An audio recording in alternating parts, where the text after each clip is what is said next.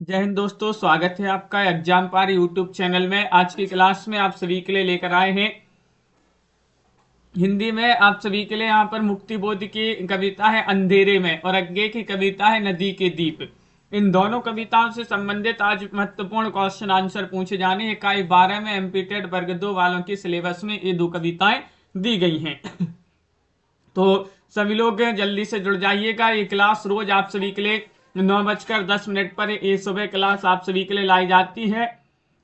महत्वपूर्ण question answer आप सभी के लिए करवाए जाते हैं। आप सभी के लिए बता दें, अगर आपके लिए हिंदी साहित्य में 6000 वस्तुनिष्ठ प्रश्नोत्तर की पीडीएफ परचेस करना है तो ये पीडीएफ अभी मात्र 150 रुपए में आप सभी के लिए पीडीएफ मिल जाएगी। आपके लिए 9399553966 पर संपर्क करना है। इसी के साथ अगर आपके लिए हिंदी व्याकरण में टॉपिक वाइज वस्तुनिष्ठ प्रश्नोत्तर की पीडीएफ परचेस करना है 100 रुपए में। हिंदी के 215 कवियों लेखकों को संपूर्ण जीवन परिचय वाली पीडीएफ 100 रुपए में। तीनों पीडीएफ अभी आप सभी के लिए उपलब्ध हैं 250 रुपए में। तो ये जो नंबर दिया गया है इस पर आपके लिए संपर्क करना है, आप संपर्क करिएगा। ये पीडीएफ आप सभी के लिए मिल जाएंगी। आज का पहला क्वेश्चन है मुक्तिबोध की कविता अंधेरे में से संबंधित क्वेश्चन है कि अंधेरे में कविता कुल कितने खंडों में विभाजित है। बताइएगा। 8, 6, 5, 4। क्वेश्चन नंबर 1 में आप सभी के लिए यहां पर चयन करना है। तो 1 में आप सभी का यहां पर सही आंसर है अंधेरे में कविता कुल कितने खंडों में विभाजित है। आप सभी का यहां पर सही आंसर होगा 8 खंडों में। ये वाला विकल्प जिन्होंने भी यहां पर चयन किया है 8 खंडों में, उनका यहां पर सही आंसर होगा। क्वेश्चन नंबर 2 दिया गया है, रामविलास शर्मा ने अंधेरे में कविता के काव्य नायक के दायित्व बोध को किससे जोड़ कर रखा है। बताइएगा। इनमें से आपके लिए बताने प्रयोगवाद, प्रगतिवाद, साम्यवाद, अस्तित्ववाद से। ममता जी, जतन जी, सोना जी, हसन जी, आप सभी का यहाँ पर सही आंसर क्या है इनमें से आपके लिए बताना है। क्वेश्चन नंबर 2 में आप सभी का यहाँ पर अस्तित्ववाद सही आंसर है। डी वाला जो विकल्प है वह आप सभी का यहाँ पर सही आंसर है। अस्तित्ववाद से जोड़ कर देखा है। अगला क्वेश्चन यहाँ पर देखिएगा। क्वेश्चन नंबर आप सभी का यहाँ पर 3 दिया गया है। मेरा दिल डिबरी सा टिमटिमा रहा, इस पंक्ति में कौन सा अलंकार है। अलंकार बताना है। ये पंक्ति सी जो है कविता में दी गई है। उत्प्रेक्ष अलंकार, रूपक, यमक या उपमा अलंकार है। ये आप सभी के लिए यहाँ पर चयन करना है। तो यहाँ पर उपमा दी जा रही है कि मेरा दिल डिबरी सा टिमटिमा रहा है। डिबरी सा, तो यहाँ पर उपमा आप सभी का यहाँ पर सही आंसर है। डी वाला जो विकल्प है वह आप सभी का यहाँ पर सही आंसर होगा। क्वेश्चन नंबर 4 यहाँ पर दिया गया है, किस महापुरुष की पाषाण मूर्ति की नासिका से बहते रक्त का वर्णन अंधेरे में कविता में किया गया है। ये आप सभी के लिए यहाँ पर बताना है क्या होगा सही आंसर। बताइएगा, चयन करिएगा। क्वेश्चन यहाँ पर महत्वपूर्ण दिया गया है। क्वेश्चन नंबर 4 में आप सभी का यहाँ पर सही आंसर है लोकमान्य तिलक। विकल्प नंबर सी वाला विकल्प आपका यहाँ पर सही आंसर है। लोकमान्य तिलक जो है भाई आप सभी के यहाँ पर सही आंसर है। पारो जी, कविता जी। अगला क्वेश्चन यहाँ पर दिया गया, मुक्तिबोध के कवि का उजाले में इतना साफ नहीं दिखता जितना अंधेरे में। यह कथन किसका है। इंद्रनाथ मदान, नामवार सेन, चंचल चौहान, नेमी चंद्र जैन। क्वेश्चन नंबर 5 में आप सभी के लिए यहां पर बताना है। तो आप सभी का यहाँ पर सही आंसर है इंद्रनाथ मदान जो है वह आप सभी का यहाँ पर सही आंसर है। ये वाला विकल्प जो है वह आप सभी का यहाँ पर सही आंसर होंगे। क्वेश्चन नंबर आप सभी का यहाँ पर 6 देखते हैं क्या दिया गया है। क्वेश्चन नंबर 6 है। क्वेश्चन नंबर 6 में आपके लिए बताने कि अंधियारे सूने में चीख कर कौन ये कहता है, वह चला गया है, वह नहीं आएगा, आएगा ही नहीं अब तेरे द्वार पर। ये आप सभी के लिए यहाँ पर बताना है। सरिता जी, क्या होगा सही आंसर। रहस्यमय व्यक्ति, रात का पक्षी, टॉलस्टॉय या फिर स्वयं काव्य नायक। अंधियारे सोने में चीख कर एक कौन कहता है, वह चला गया है, अब वह नहीं आएगा, आएगा ही नहीं अब तेरे द्वार पर। तो आप सभी का यहाँ पर सही आंसर क्या होगा, ये आप सभी के लिए यहाँ पर चयन करना है। तो आप सभी लोगों ने जिन्होंने भी यहाँ पर चयन किया है विकल्प नंबर बी वाला विकल्प रात का पक्षी, वह आप सभी का यहाँ पर सही आंसर होगा। रात का पक्षी सही आंसर है। क्वेश्चन नंबर आप सभी का 7 विचार किसका है? वस्तुतः अंधेरे में का खौफनाक काव्य संसार समर्थ भाषा की ही पुष्टि है। ये आप सभी के लिए बताने विचार नामबाश हैं विश्वनाथ त्रिपाठी, श्रीकांत वर्मा, शमशेर बहादुर से। साथ में आप सभी के लिए यहाँ पर चयन करना है कौन सा विकल्प आप सभी का यहाँ पर सही आंसर है। तो आप सभी का यहाँ पर सही आंसर नामबाश हैं जो है उन्हीं का ये विचार माना जाता है, ये वाला विकल्प आप सभी का यहाँ पर सही आंसर है। रात में निकलने वाले विचित्र प्रोसेसन का वर्णन अंधेरे में कविता के कौन से खंड में किया गया है? दूसरे खंड, तीसरे खंड, चौथे खंड, पांचवें खंड में, आठवें आप सभी के लिए यहाँ पर चयन करना है सोना जी। तो इनमें से आप सभी का यहाँ पर तीसरे खंड में बी वाला जो विकल्प है वह आप सभी का यहाँ पर सही आंसर है। तीसरे खंड में आप सभी का यहाँ पर सही आंसर होगा। अगला क्वेश्चन यहाँ पर क्या दिया गया है? क्वेश्चन नंबर आप सभी का यहाँ पर 9 है। वो मेरे आदर्शवादी मन नामक गीत किसके द्वारा गाया गया है? बताइए, स्वयं काव्य नायक या रहस्यमय व्यक्ति या एक सिरफिरा पागल या प्रियंबद केस कंबली। क्वेश्चन नंबर 9 में आप सभी के लिए बताना है वो मेरे आदर्शवादी मन नामक गीत किसके द्वारा गाया गया है? सोनू जी आप सभी का यहाँ पर सही आंसर है, ये गाया गया है किनके द्वारा? एक सिरफिरा पागल के द्वारा। विकल्प आप सभी का यहाँ पर सी वाला जो विकल्प है वह आप सभी का यहाँ पर सही आंसर है। सिरफिरा पागल जो है उसके द्वारा ये गीत गाया गया है। क्वेश्चन नंबर आप सभी का 10 दिया। चौथे खंड की घटनाओं की शुरुआत कितने बजे से होती है? सुबह के 5 बजे, सुबह के 4 बजे, रात के 8 बजे, आधी रात से। आधी रात को क्वेश्चन नंबर 10 में आप सभी के लिए यहाँ पर बताना है। साधना जी आप सभी का यहाँ पर सही आंसर क्या होगा? सुरेंद्र जी क्वेश्चन नंबर 10 में चौथे खंड की घटनाओं की शुरुआत कितने बजे से होती है? तो इनमें से आप सभी का यहाँ पर सही आंसर है सुबह के 4 बजे। बी वाला विकल्प जो है वह आप सभी का यहाँ पर सही आंसर होगा। सुबह के 4 बजे आप सभी का यहाँ पर सही आंसर है। अगला क्वेश्चन यहाँ पर क्या दिया गया है? क्वेश्चन नंबर आप सभी का यहाँ पर 11 है। काव्य नायक से पंक्तियां कौन कहता है? दुनिया ना कचरे का ढेर कि जिस पर दानों को चुगने चढ़ा हुआ कोई भी कुक्कुट, कोई भी मुर्गा यदि बाग दे उठे जोरदार बन जाए मसीहा। ये आप सभी के लिए यहाँ पर काव्य नायक में ये पंक्तियां कौन कहता है? लोकमान्य तिलक, महात्मा गांधी, सिरफिरा पागल, रात का पक्षी। इनमें से 11 में आप सभी के लिए यहाँ पर चयन करना है कौन सा विकल्प आप सभी का यहाँ पर 11 में सही आंसर होगा। तो आप सभी का यहाँ पर सही आंसर है महात्मा गांधी। विकल्प नंबर बी वाला विकल्प आप सभी का यहाँ पर सही आंसर है। 11 में महात्मा गांधी आप सभी का यहाँ पर सही आंसर होंगे। क्वेश्चन नंबर आप सभी का 12 है। अंधेरे में की संरचना की सबसे बड़ी विशेषता है परस्पर विरोधी भाव चित्रों का दूपछाही मेल, जैसे आचार्य शुक्ल वृद्धों का सामंजस्य कहते थे। उपयुक्त विचार किस आलोचक का? हजारी प्रसाद द्विवेदी, राजवली पांडे, अज्ञे या नामबाश हैं। ये जो कथन जो विचार हैं ये पूछे जाते हैं एग्जाम में, याद रखिएगा इनको भी। क्वेश्चन नंबर 12 में आप सभी का यहाँ पर सही आंसर है नामबाश हैं। विकल्प नंबर डी वाला विकल्प यहाँ पर सही आंसर होगा। कौन से खंड में काव्य नायक तय करता है कि अब अभिव्यक्ति के सारे खतरे उठाने ही होंगे, तोड़ने ही होंगे मठ और गण सब? ये पंक्ति पूछी जाती है, किनकी पंक्ति है? मुक्ति बोध की। और कौन से खंड में काव्य नायक तय करता है? छठा खंड, 7वां, 5वां या फिर चौथा खंड में? नीलम जी तो आप सभी का यहाँ पर सही आंसर होगा 13 में आप सभी का यहाँ पर विकल्प नंबर बी वाला विकल्प 7वां खंड में। 7वां खंड में काव्य नायक तय करता है कि अभिव्यक्ति के सारे खतरे उठाने ही होंगे, तोड़ने ही होंगे मठ और गण सब। अगला क्वेश्चन यहाँ पर देखिएगा। क्वेश्चन नंबर आप सभी के यहाँ पर दिया गया है 14। अंधेरे में कविता के संबंध में कौन सा कथन असत्य है? असत्य कथन यहाँ पर चयन करना है। यह एक फैंटेसी परक लंबी कविता है। इसका प्रकाशन आशंकाओं के दीप अंधेरे में नाम से भी हुआ है। ये कविता सन 1964 में धर्मयुग में प्रकाशित हुई थी। या फिर इस कविता में कुल 8 अंक हैं। 14 में आप सभी का यहाँ पर सही आंसर क्या होगा ये आप सभी के लिए यहाँ पर चयन करना है।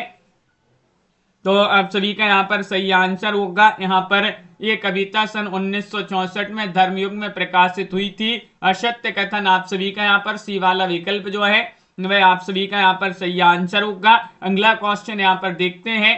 क्वेश्चन आप सभी का यहाँ पर देखिएगा 15वां क्वेश्चन है।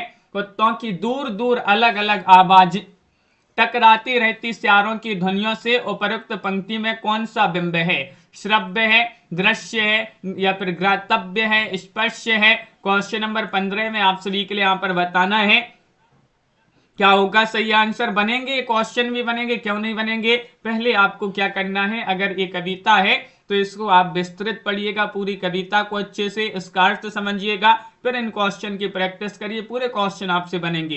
क्वेश्चन नंबर 15 में आप सभी का यहाँ पर सही आंसर है श्रव्य। उपरोक्त पंक्तियों में कौन सा बिंब है? तो श्रव्य आपका यहाँ पर सही आंसर होगा। अगला क्वेश्चन यहाँ पर देखिएगा। क्वेश्चन नंबर आप सभी का यहाँ पर 16 दिया गया है। रूप बदल कर करते हैं चुपचाप सुराग रसी इसी कुछ। इस पंक्ति में सुराग रसी शब्द का अर्थ क्या है? शराब पीना है या चहल कदमी करना, भेद या तोह लेना या रस्सी से बांधना? क्वेश्चन नंबर 16 में आप सभी के लिए यहाँ पर बताना है कौन सा विकल्प आप सभी का यहाँ पर बिंदु जी, राधा जी सही आंसर होगा। 16वां क्वेश्चन यहाँ पर दिया गया है। सुराग रसी का अर्थ होता है क्या होता है? विकल्प आपका यहाँ पर सी, भेद लेना या तोह लेना। विकल्प आप सभी का यहाँ पर सी वाला विकल्प आपका यहाँ पर सही आंसर होगा। क्वेश्चन नंबर 17 दिया है। धुंधले से आकार कहीं कहीं दिखते, भय के या घर के, कह नहीं सकता। इन पंक्तियों में कौन सा अलंकार है? अलंकार बताना है क्या होगा सही आंसर। विरोधाभास, विभावना, संदेह, विशेषोक्ति। 17 में आप सभी का यहाँ पर सही आंसर क्या है? यहाँ पर अलंकार बताना है 17 में, तो संदेह अलंकार होगा। विकल्प नंबर सी वाला जो विकल्प है वह आप सभी का यहाँ पर सही आंसर। यहाँ पर संदेह बना हुआ है यहाँ पर, तो संदेह अलंकार सही आंसर है। 18वां क्वेश्चन यहाँ पर देखते हैं क्या दिया गया है। क्वेश्चन नंबर 18 है। शहर का कौन सा कुख्यात हत्यारा बलबन बना फिरता है? बताइएगा। मिस्टर गुप्ता है या फिर सिरफरा पागल है, डोमा जी उस्ताद है या फिर रक्षा पहलवान है? 18 में आप सभी के लिए यहाँ पर बताना है। हाँ साधना जी, क्वेश्चन नंबर 18 में आप सभी के लिए बताना है शहर का कौन सा कुख्यात हत्यारा बलबन बना फिरता है? तो आप सभी का यहाँ पर 18 में सही आंसर होगा डोमा जी उस्ताद। आप सभी का यहाँ पर सी वाला जो विकल्प है भाई आप सभी का यहाँ पर सही आंसर है। अगला क्वेश्चन यहाँ पर क्या दिया गया है। क्वेश्चन नंबर 19 है। ये कथन किसका है? जो भाव वांछित हैं किंतु निषिद्ध हैं और अवचेतन में ठेले जाकर नष्ट नहीं हुए, उनका बहुत सजीव वर्णन अंधेरे में कविता में किया गया है। ये कथन प्रभाकर श्रोत्रिय, रामविलास शर्मा, विष्णु खरे, शमशेर बहादुर से 19 में आप सभी के लिए यहाँ पर बताना है क्या होगा। आप सभी का यहाँ पर सही आंसर चयन करिएगा। क्वेश्चन महत्वपूर्ण है, सभी लोग एक बार शेयर कर दीजिएगा इस क्लास को। और विकास जी आप सभी का यहाँ पर रामविलास शर्मा सही आंसर है, उन्हीं का ये कथन माना जाता है। बी वाला विकल्प आप सभी का यहाँ पर सही आंसर है।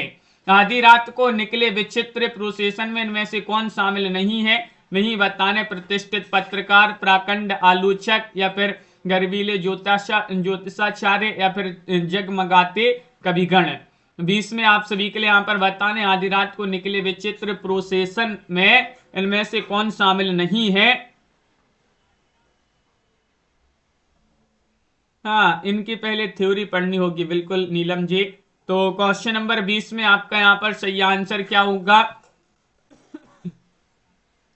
तो 20 में आप सभी का यहाँ पर सही आंसर है गर्वीले ज्योतिषाचार्य। आप सभी का यहाँ पर वह इसमें शामिल नहीं थे। विकल्प आप सभी का यहाँ पर सी वाला जो विकल्प है वह आप सभी का यहाँ पर सही आंसर है गर्वीले ज्योतिषाचार्य। अगला क्वेश्चन है 21वां क्वेश्चन है कि दूर जंगल में सियारों का हो और किसी रेलगाड़ी के पहियों की आवाज काव्य नायक को कितने बजे सुनाई देती है? रात के 10 बजे, रात के 12 बजे या फिर रात लिखा है यहाँ पर रात के 2 बजे या सुबह के 4 बजे? 21 में आप सभी के लिए यहाँ पर बताना है। अमित जी आप सभी का यहाँ पर सही आंसर होगा 21 में। ये जो है रात के कितने बजे सुनाई देते हैं, तो आपका सही आंसर है रात के 2 बजे। विकल्प आप सभी का यहाँ पर सी वाला विकल्प यहाँ पर सही आंसर होगा। 22वां क्वेश्चन यहाँ पर देखते हैं। 22वें काव्य नायक को महान लेखक टॉलस्टॉय कहाँ पर दिखाई देते हैं? पहाड़ी के ऊपर, तालाब के किनारे, सितारों के बीच, पर्वत की खूह में। 22 में आप सभी के लिए यहाँ पर बता रहे काव्य नायक को महान लेखक टॉलस्टॉय कहाँ पर दिखाई देते हैं?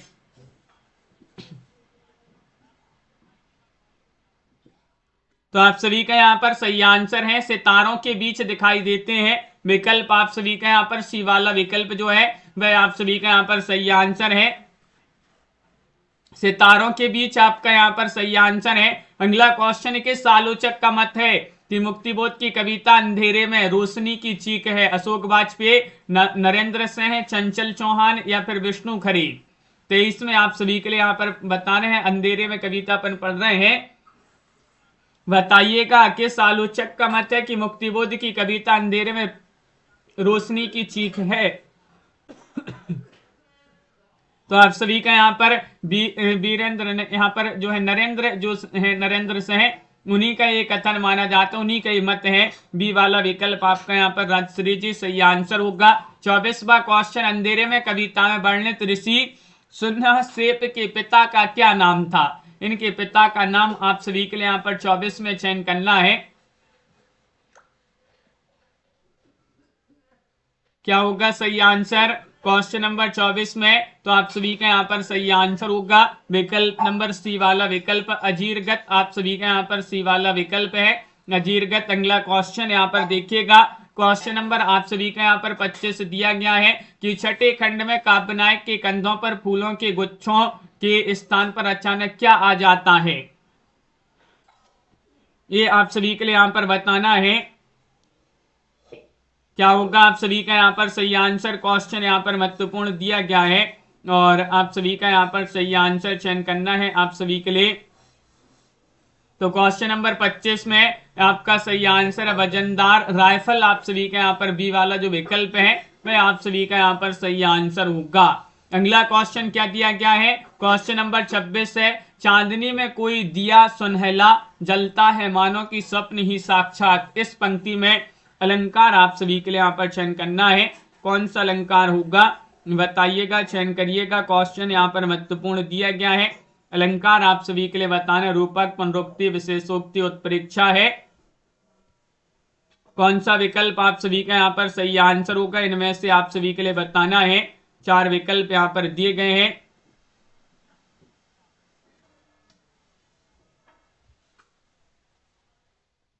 छब्बीस में उत्प्रेक्षा आप सभी का यहाँ पर सही आंसर है। डी वाला विकल्प जो है वह आपका यहाँ पर सही आंसर है। यहाँ पर बी वाला विकल्प सही आंसर था।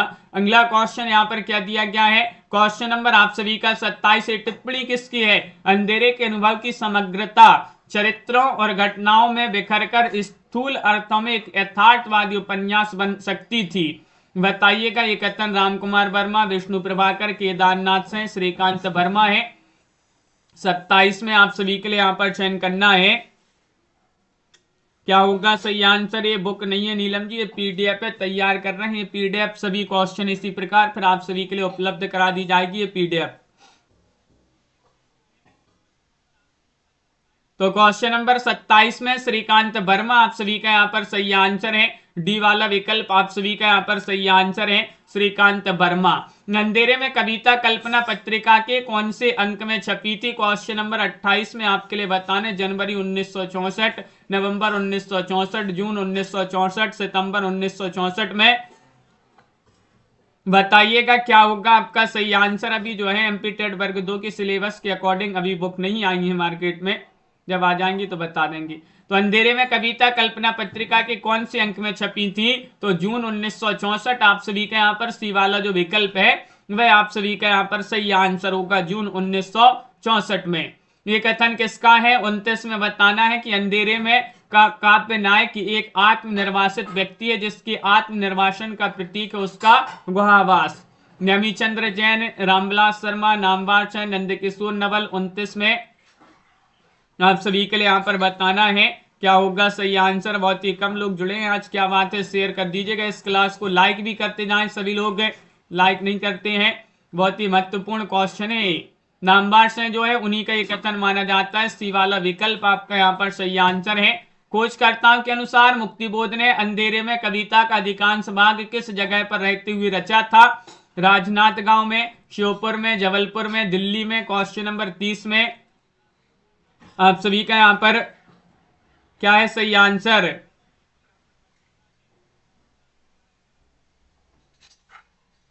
तो इनमें से क्या है सही आंसर आप सभी का यहाँ पर। राजनांदगांव जो है वह आपका यहाँ पर सही आंसर है। राजनांदगांव यहाँ पर सही आंसर होगा। यहाँ पर बी होगा सही आंसर, इसको सुधार लीजिएगा। नवंबर 1964 होगा सही आंसर। नवंबर 1964 आपका बिल्कुल सही। बहुत बढ़िया, ये गलत हो गया, इसको सुधार लें। बी वाला विकल्प सही आंसर है। तो यहाँ पर राजनांदगांव सही आंसर होगा। अगला क्वेश्चन यहाँ पर देखिएगा। क्वेश्चन आप सभी का यहाँ पर 31 है। क्रम की दृष्टि से अंधेरे में कविता के काव्य संग्रह चांद का मुंह टेढ़ा है कि कौन सी कविता है। पहली कविता, 11वीं, 27वीं, 28वीं कविता है। क्रम की दृष्टि से आप सभी के लिए बताना है क्या होगा सही आंसर। इनमें से आप सभी के लिए यहां पर बताना है। क्वेश्चन नंबर 31 में 28वीं आपका यहां पर सही आंसर है। 28वीं जो है रचना मानी जाती है। डी वाला विकल्प आपका सही आंसर है। अंधेरे में कविता कितने खंडों में है, अब भी पढ़ा पढ़ने। क्वेश्चन डबल हो गया है। 6, 7, 8, 9, तो 32 में आप सभी का यहाँ पर सही आंसर है। 8 खंडों में है। सी वाला विकल्प सही आंसर है। ओ मेरे आदर्शवादी मन नामक गीत कौन गाता है। ये क्वेश्चन भी डबल हो गया है, जल्दी से बताइएगा। जो नए लोग जुड़े हैं उनके लिए क्वेश्चन जो है फिर से आ गया। बताइए। सिरफरा पागल, काव्यनायक, रहस्यमय व्यक्ति, पहलवान। ओ मेरे आदर्शवादी मन ये नामक के जो गीत है, सिरफरा पागल ये गीत गाता है। ये वाला विकल्प आपका यहाँ पर सही आंसर होगा। अगला क्वेश्चन यहाँ पर देखते हैं। क्वेश्चन नंबर आप सभी का यहाँ पर 33 है। खंड 6 में काव्यनायक के कंधों पर फूलों के गुच्छे के स्थान पर अचानक क्या गिरता है। ये क्वेश्चन भी डबल हो गया है। वजनदार राइफल जो है वह आप सभी का यहाँ पर सही आंसर है। ये सभी क्वेश्चन यहाँ पर डबल हो गए हैं।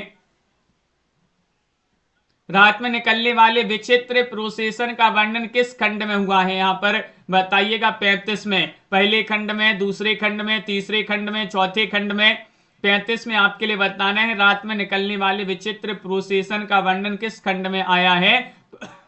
आप सभी का यहाँ पर सही आंसर है तीसरे खंड में। विकल्प नंबर सी वाला विकल्प आपका यहाँ पर सही आंसर है। अगला क्वेश्चन है कि अंधेरे में कविता में शिशु किस में परिवर्तित हो जाता है। वजनदार राइफल में, सांवली हवाओं में, अंधेरे में टंके सितारों में, सूरजमुखी फूल गुच्छों में। क्वेश्चन नंबर 36 में आप सभी के लिए यहाँ पर चयन करना है। तो क्या होगा सही आंसर। हाँ अमित जी, वर्षा जी, आप सभी का यहाँ पर सही आंसर है सूरजमुखी फूल के गुच्छों में। आप सभी का यहाँ पर डी वाला विकल्प जो है वह आप सभी का यहाँ पर सही आंसर होगा। कविता में, अंधेरे में कविता में प्रतीक के रूप में नहीं है, कौन नहीं है यहाँ पर आप सभी के लिए बताना है। रक्तालु, कृष्णनाथ, पुरुष, या फिर अरुण कमल, या फिर बरगद, या तालाब। अंधेरे में कविता में प्रतीक के रूप में कौन नहीं है, इनमें से आप सभी के लिए यहाँ पर चयन करना है। 37 में आप सभी का यहाँ पर तालाब सही आंसर होगा। डी वाला विकल्प जो है वह आपका समंजी सही आंसर है। क्वेश्चन नंबर आप सभी का यहाँ पर दिया गया है 38। अब अभिव्यक्ति के सारे खतरे उठाने ही होंगे, तोड़ने होंगे मठ और गण सभी। पंक्तियों में, पंक्ति अंधेरे में कविता के किस खंड में है, ये आप सभी के लिए यहाँ पर चयन करना है। क्या है आप सभी का यहाँ पर सही आंसर बताइएगा। क्वेश्चन यहाँ पर महत्वपूर्ण दिया गया है। और 7वां खंड, 7वें खंड में ये पंक्ति दी गई है। सी वाला विकल्प आप सभी का यहाँ पर सही आंसर होगा। क्वेश्चन नंबर आप सभी का 39 है। जन क्रांति का वर्णन अंधेरे में कविता की किस खंड में है। 6ठे खंड, 7वें खंड, चौथे खंड, 8वें खंड में। 39 में आप सभी का यहाँ पर क्या होगा सही आंसर। जन क्रांति का वर्णन अंधेरे में कविता के किस खंड में है, तो आप सभी का यहाँ पर सही आंसर होगा 8वें खंड में। विकल्प नंबर डी आप सभी का यहाँ पर सही आंसर है 8वें खंड में। अगला क्वेश्चन, अंधेरे में कविता में कवि के स्वप्न में कौन कौन आए? टॉलस्टॉय, महात्मा गांधी, लोकमान्य तिलक, उपर्युक्त सभी। 40वां क्वेश्चन है, बहुत ही महत्वपूर्ण क्वेश्चन। अंधेरे में कविता में कवि के स्वप्न में कौन कौन आए हैं? तो आपका सही आंसर होगा कि टॉलस्टॉय भी आए, महात्मा गांधी भी, लोकमान्य तिलक। तो उपर्युक्त सभी जो है वह आप सभी का यहाँ पर सही आंसर होंगे। उपर्युक्त सभी जो है वह आप सभी का यहाँ पर सही आंसर है। अगला क्वेश्चन यहाँ पर दिया गया है, देखिएगा क्या है। अभी अपन पढ़ रहे थे मुक्तिबोध के अंधेरे में कविता को इकाई 12 में, अब अपन पढ़ेंगे इकाई 12 में ही नदी के दीप अज्ञे की जो कविता है उससे संबंधित कुछ महत्वपूर्ण क्वेश्चन आंसर है। देखिएगा अब ये क्वेश्चन जो है थोड़ी से आपके लिए वस्तुनिष्ठ प्रश्न नहीं होंगे। नई कविता में नदी किसका प्रतीक है? अगर ये क्वेश्चन पूछा जाए तो आपका क्या होगा सही आंसर? यहाँ पर विकल्प नहीं है आपके लिए, तो इसके जो है क्वेश्चन बहुत ही कम है। नदी कविता में, नदी के दीप कविता में नदी किसका प्रतीक है? तो जीवन की धारा का प्रतीक है। ये थोड़ी से जो है आपके लिए अब यहाँ पर पढ़ते जाना है। नदी के दीप कविता किसकी है? तो ये तो सरल क्वेश्चन है क्योंकि अब भी पढ़ा अपन ने। नदी के दीप कविता अज्ञे जी की है। अज्ञे जी का पूरा नाम अगर पूछा जाए सच्चिदानंद हीरानंद बादशाह अज्ञे हैं और इन्होंने तार सप्तकों का संपादन भी किया है। और भी क्वेश्चन है अभी अमित जी, प्रियंका जी यहाँ पर बताना, नदी के दीप कविता का प्रकाशन वर्ष बताइएगा। क्वेश्चन नंबर 3 है, बताइए क्या माना जाता है प्रकाशन वर्ष? नदी के दीप कविता का प्रकाशन वर्ष क्या माना जाता है? तो बहुत बढ़िया, 1951 माना जाता है। क्या माना जाता है? 1951 में ये कविता प्रकाशित हुई है। नदी के दीप कविता में यहाँ पर बताना है, नदी के दीप कविता में दीप किसका प्रतीक है? अभी पूछा था नदी के दीप कविता में नदी किसका प्रतीक है। अब यहाँ पर जीवन धारा का, जीवन की धारा का प्रतीक, यहाँ पर दीप किसका प्रतीक है? तो आपका सही आंसर होगा ये प्रतीक है किसका? बिंदु जी, व्यष्टि चेतना का प्रतीक है। किसका प्रतीक है? व्यष्टि चेतना का प्रतीक माना जाता है। यहाँ पर बताना है कविता में नदी का क्या अर्थ है। क्वेश्चन नंबर 5 यहाँ पर दिया गया, नदी के दीप कविता में नदी का क्या अर्थ है? अर्थ बताना है। अभी प्रतीक पूछा था, अब अर्थ पूछ लिया गया है। तो आपका सही आंसर है कि नदी को एक जीवन दायिनी के रूप में बताया गया है। कविता अगर पूछा जाए आपसे कविता में नदी का क्या अर्थ है, तो आप सभी का सही आंसर होगा कि नदी को एक जीवन दायिनी के रूप में बताया गया है नदी के दीप कविता में। अब क्वेश्चन थोड़ी से यहाँ पर दिए गए हैं, देखिएगा ये क्वेश्चन जो है इस प्रकार है। अब कवि ने दीप को किसका पुत्र कहा है? अब इसका जो है विस्तृत भी यहाँ पर दिया गया है। देखिएगा, दीप का निर्माण नदी के सतत बहाव के कारण होता है और दीप को स्वरूप नदी ही प्रदान करती है, अतः कवि ने दीप को किसका पुत्र माना है? नदी का पुत्र कहा है। देखिएगा, अब वैसे अगर क्वेश्चन आए नदी, कवि ने दीप को किसका पुत्र कहा है, तो आपका सही आंसर क्या है? नदी। नदी सही आंसर है, लेकिन यहाँ पर अपन ने इसका विस्तृत भी पढ़ लिया है। क्यों कहा जाता है इस प्रकार जो है यहाँ पर आपके लिए विस्तृत भी मिल गया है। हाँ बिंदु जी, क्वेश्चन नंबर आप सभी का यहाँ पर 7 दिया है, नदी सदा गतिशील रहकर क्या दान देती है? तो इसका आंसर क्या होगा? नदी सदा गतिशील रहकर क्या दान देती है? तो आपका सही आंसर है नदी सदैव गतिशील रहती है, वह दीप को उसका स्वरूप तथा मनुष्य को जीवन दान देती है। तो याद रखिएगा क्या होगा सही आंसर। यहाँ से देखिए, नदी सदा गतिशील रहकर क्या दान देती है? तो नदी सदा गतिशील रहती है और वह दीप को उसका स्वरूप और मनुष्य को क्या दान देती है? जीवन दान देती है। जीवन दान जो है आपका क्वेश्चन पूछा जाए, अगर नदी मनुष्य को क्या दान देती है, तो जीवन दान, और दीप को उसका स्वरूप दान देती है। 2 क्वेश्चन बन गए इसी क्वेश्चन से। क्वेश्चन नंबर आप सभी का यहाँ पर 8 दिया है, सांझ सकारे भारत माता की आरती कौन करता है? इसका आंसर होगा कि सांझ सकारे भारत माता की आरती सूरज और चंद्रमा करते हैं। आपके यहाँ पर विकल्प नहीं दिए गए हैं, लेकिन अगर आपके यहाँ सूरज और चंद्रमा या सूरज आए या चंद्रमा आए, कोई एक विकल्प आएगा इनमें से या दोनों आए, तो आपका ये सही आंसर होंगे कि सांझ सकारे भारत माता की आरती सूरज और चंद्रमा करते हैं। क्वेश्चन नंबर 9 दिया है कि झुलसती है। यहाँ पर झुलसती धरा के लिए किस दान की आवश्यकता है? क्वेश्चन नंबर 9 में तो झुलसती धरा के लिए कवि ने सावन दान की आवश्यकता को बताया है। तो कौन से दान की, किस दान की आवश्यकता है? सावन दान की आवश्यकता बताया है। तो विकल्प यहां पर नहीं दिए गए हैं। सावन दान आप सभी का यहाँ पर सही आंसर है। इस तरह के क्वेश्चन भी करवा देंगे आपके लिए, वस्तुनिष्ठ ना करवाकर इस प्रकार के भी करवा देंगे और वस्तुनिष्ठ प्रश्न भी आपके लिए करवा दिए जाएंगे। हाँ बिंदु जी, बिल्कुल आगे बढ़ते हैं। क्वेश्चन आप सभी का यहाँ पर अगला क्या दिया गया है, यहाँ पर देखते हैं।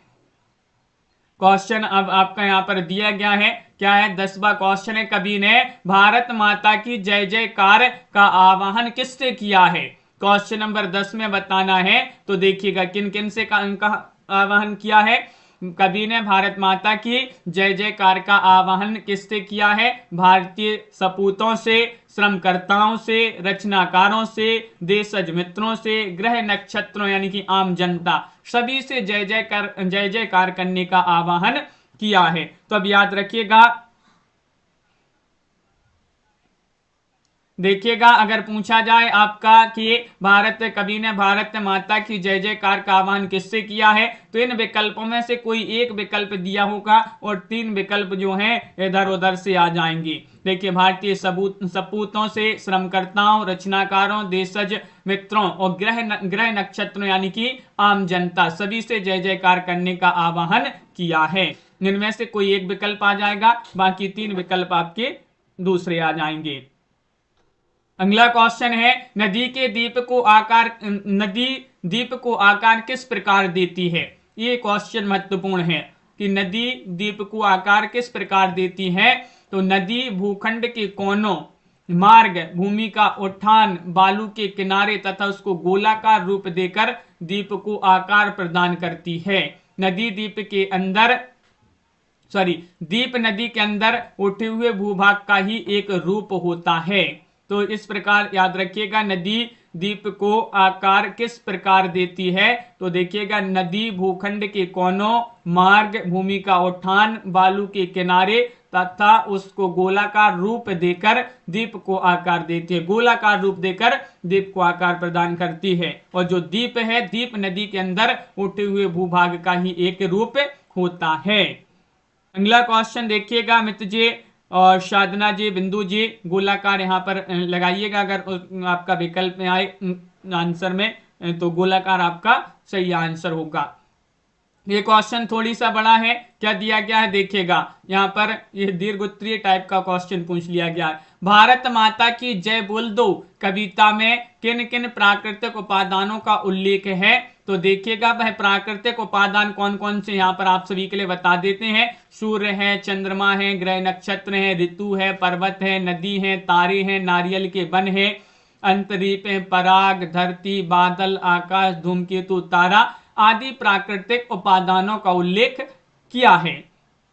सूर्य प्रातः काल तथा चंद्रमा शाम को भारत माता की आरती उतारते हैं। अभी अपन ने पढ़ा था क्वेश्चन, भारत माता की आरती कौन उतारते हैं। तो सूरज और चंद्रमा भारत माता की आरती उतारते हैं। आगे, नारियल वन से सुगंध फूटने लगी है और ऋतुएं नवीन परिधान प्रदान करती हैं। भारत माता इन प्राकृतिक उपादानों के द्वारा और भी सुंदर लगती है। अब एक क्वेश्चन भी और भी बनता है यहाँ पर कि किस वन से सुगंध फूटने लगी है। याद रखिएगा, अगर पूछा जाए किस वन से सुगंध फूटने लगी है और आपके विकल्प में आ जाए वह वन 4 विकल्पों में इसमें नारियल का एक जो है विकल्प आ जाए तो नारियल आपका सही आंसर होगा। तो भारत माता की जय बोल दो कविता में किन किन प्राकृतिक उपादानों का उल्लेख है। सूर्य, चंद्रमा, ग्रह नक्षत्र, ऋतु, पर्वत, नदी, तारे, नारियल के वन, अंतदीप है, पराग है, धरती, बादल, आकाश, धूमकेतु, तारा आदि प्राकृतिक उपादानों का उल्लेख मिलता है। और सूर्य प्रातः काल और चंद्रमा शाम को भारत माता की आरती उतारते हैं और नारियल वन से सुगंध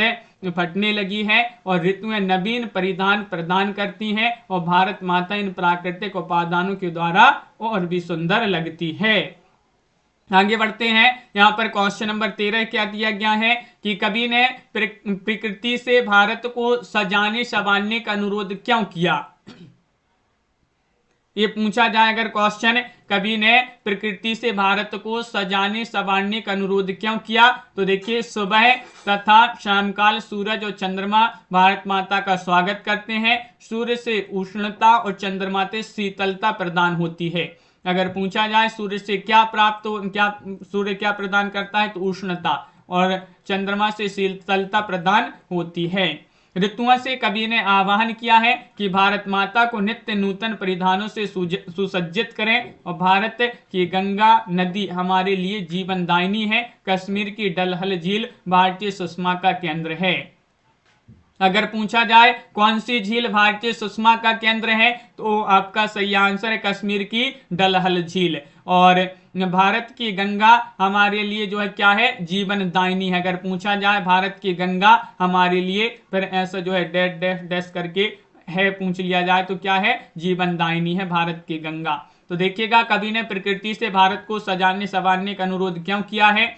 सुबह तथा शामकाल सूरज अथवा चंद्रमा भारत माता का स्वागत करते हैं। सूर्य से उष्णता और चंद्रमा शीतलता प्रदान करता है। ऋतुओं से कवि ने आह्वान किया है कि भारत माता को नित्य नूतन परिधानों से सुसज्जित करें। भारत की गंगा नदी हमारे लिए क्या है? जीवनदायिनी है। और कश्मीर की डलहल झील भारतीय सुषमा का क्या है? केंद्र है। अगला क्वेश्चन देखिए, यहाँ पर क्वेश्चन नंबर, अभी 2 क्वेश्चन और हैं, वह और पढ़ लेते हैं कि कवि मिस्र ने देशवासियों के मिलजुल कर रहने पर अत्यधिक बल क्यों दिया है? ये आपसे पूछ लिया क्या है? तो देखिएगा, अनेकता में एकता भारत की प्रमुख विशेषता है। अगर पूछा जाए क्वेश्चन ये आ सकता है आपका कि भारत की विशेषता क्या है, तो भारत की विशेषता है अनेकता में एकता। यहाँ पर भिन्न भिन्न प्रकार के रूप रंगों तथा भाषा भाषी लोग रहते हैं। आपसी झगड़े सदैव ही हानिकारक होते हैं। इन झगड़ों से समाज में विद्रोह और बंटवारा होता है।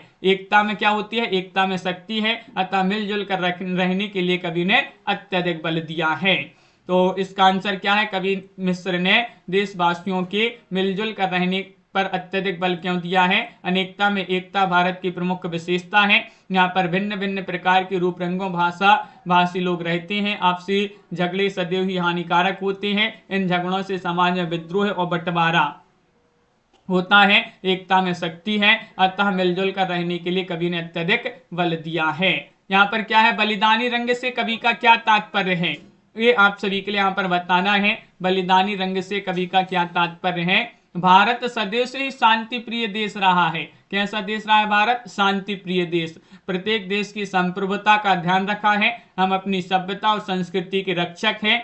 भारत की स्वतंत्रता, एकता, अखंडता पर आंच आएगी तो भारतीय अपना खून बहाकर देश की रक्षा करेंगे। बलिदानी रंग से अभिप्राय खून से है, ऐसा रक्त जो देश की रक्षा के लिए बहाया जाए। तो बलिदानी रंग से अगर यहाँ पर तात्पर्य क्या है, तो बलिदानी रंग से अभिप्राय खून से है। किससे है? खून से। और वह ऐसा रक्त, ऐसा खून जो देश की रक्षा के लिए बहाया जाए। तो ये जो है इस प्रकार आज अपन ने यहाँ पर रचनाएं पढ़ी। बहुत ही महत्वपूर्ण रचनाएं थी। नदी के दीप अज्ञे की रचना और मुक्तिबोध की रचना अंधेरे में। ये महत्वपूर्ण क्वेश्चन आंसर इनसे संबंधित थे। तो सभी लोग वीडियो को लाइक और चैनल को सब्सक्राइब अवश्य कर लीजिएगा। रोज आप सभी के लिए निरंतर क्लासें लाई जाती हैं। हिंदी साहित्य में अगर आपके लिए 6000 वस्तुनिष्ठ प्रश्नोत्तर की पीडीएफ परचेस करना है तो अभी आप सभी के लिए मात्र 150 रुपए में ये पीडीएफ उपलब्ध है। हिंदी व्याकरण में टॉपिक वाइज वस्तुनिष्ठ प्रश्नोत्तर की पीडीएफ 100 रुपए में है। हिंदी के 215 कवियों और लेखकों का संपूर्ण जीवन परिचय वाली पीडीएफ 100 रुपए में। तीनों पीडीएफ 250 रुपए में आप सभी के लिए उपलब्ध है। आपके लिए 9399553966 पर संपर्क करना है। ये पीडीएफ आप सभी के लिए उपलब्ध हैं। हाँ, संजय, हाँ बिंदु जी, ये नंबर यहाँ पर दिया गया है, इस पर संपर्क कर लें। ये पीडीएफ आप सभी के लिए उपलब्ध है। और जो एमपी टेट वर्ग 2 में इकाई 11 से 19 वह आपकी पीडीएफ जो है तैयार हो जाएंगे। तो आप सभी के लिए बता देंगे, बहुत ही अच्छे क्वेश्चन उसमें जो है इसी तरह लाए जाएंगे। तो आप सभी के लिए जो है कोई दिक्कत नहीं होगी पढ़ने में। तो सभी के लिए बहुत बहुत धन्यवाद। मिलते हैं शाम को 4 बजे। आप लोग भी जुड़ा करें। शाम को 4 बजे हिंदी साहित्य की बहुत ही महत्वपूर्ण क्लास होती है, जहाँ पर हिंदी साहित्य के पूरे आपके जो है साहित्य से संबंधित क्वेश्चन करवाए जाते हैं। आपके जो इकाई 1 से इकाई 10 इकाई 9 तक जो हिंदी साहित्य है वह आपका पूरा व्याकरण भी उसमें क्वेश्चन मिश्रित रहते हैं, तो सभी लोग उन क्लासों से जुड़िएगा। सभी के लिए बहुत बहुत धन्यवाद और सभी के लिए